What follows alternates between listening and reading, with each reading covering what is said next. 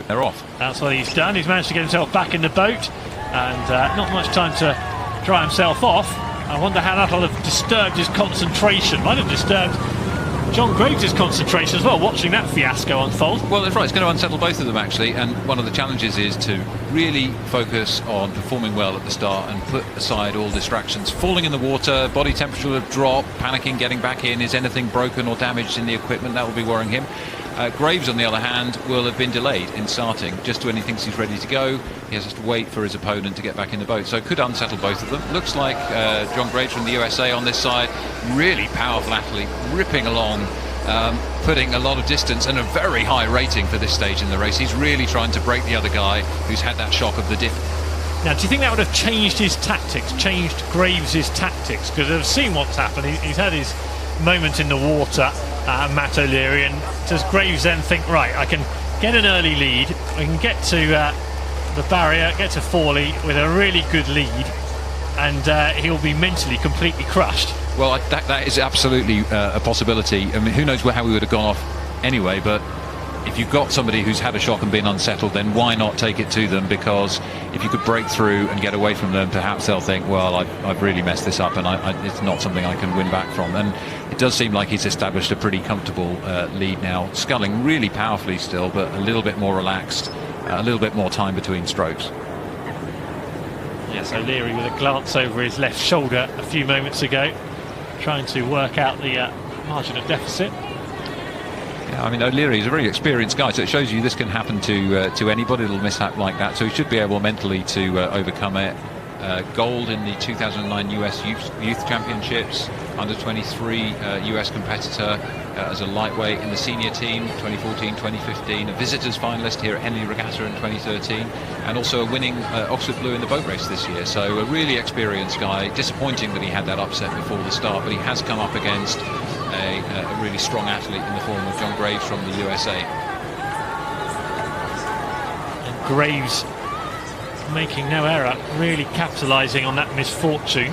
Yeah, he comes from a famous US rowing family. His dad is Harry, who used to row in the Batham Boat Club when all three brothers plus the father made up the boat, which is, we sometimes see that here at Henley, a family boat, a family of four. And John came 8th in the men's single at the 2017 World Cup, so he's an athlete of some merit. Just taking a little bit of a roll there, catching his oar in the water, but still he's in a pretty commanding position here. Yeah, he'll be wanting the finish to come sooner rather than later, because as things stand, he's in a great shape in this Diamond Challenge Sculls heat, stretching his lead out further and further. Matt O'Leary damp further back, probably not enjoying his morning. Yeah, he'll be disappointed by this. I think it's not the best way to start a race. He's sculling well now, but I think the advantage for his competitors has just been a bit too much for him. Of course, there is a bit of a difference between the weights of these crews. 74 kilos Matt O'Leary against 81 from John Graves. You can see a bit of a physical difference as well. John Graves got that big sort of broad chest and upper body. Matt O'Leary, we're looking at here, a little bit slimmer, but a very successful athlete in his own right, rowing in an Oxford University Boat Club strip, having won the boat race earlier this year. Yes, O'Leary, who's represented the USA as a lightweight at under 23 championship level. So that backs up what you've just been saying.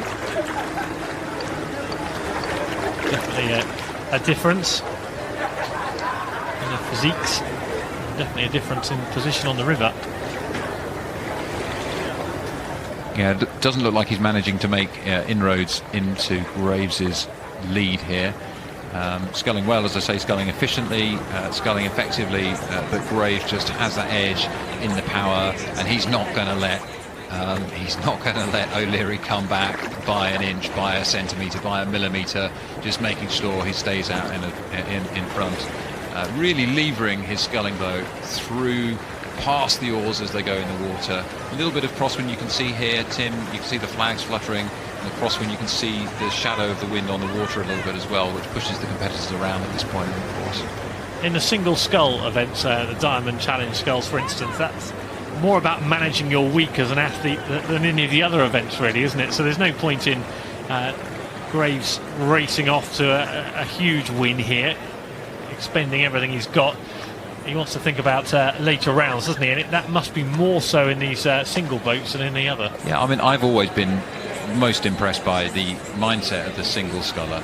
To do all of this stuff on your own is challenging.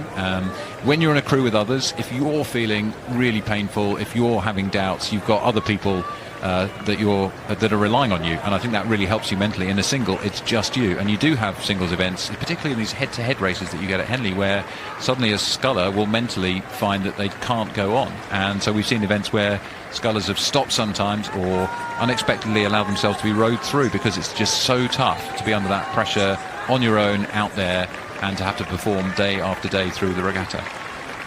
Yeah, they'll have a close bond with their coaches, no doubt, but that's not the same, is it, when you're out on the water on your own? It's all down to you, and that hasn't fussed John Graves at all this morning.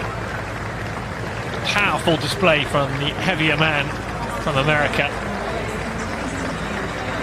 Yeah, he really took the race by the scruff of the neck from the start. Maybe took a little bit of an advantage of that unsettled start from O'Leary, having had the early bath.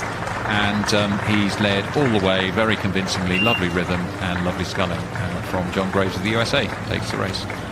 So John Graves through to the next round of the Diamond Challenge Sculls. Not to be from Matt O'Leary.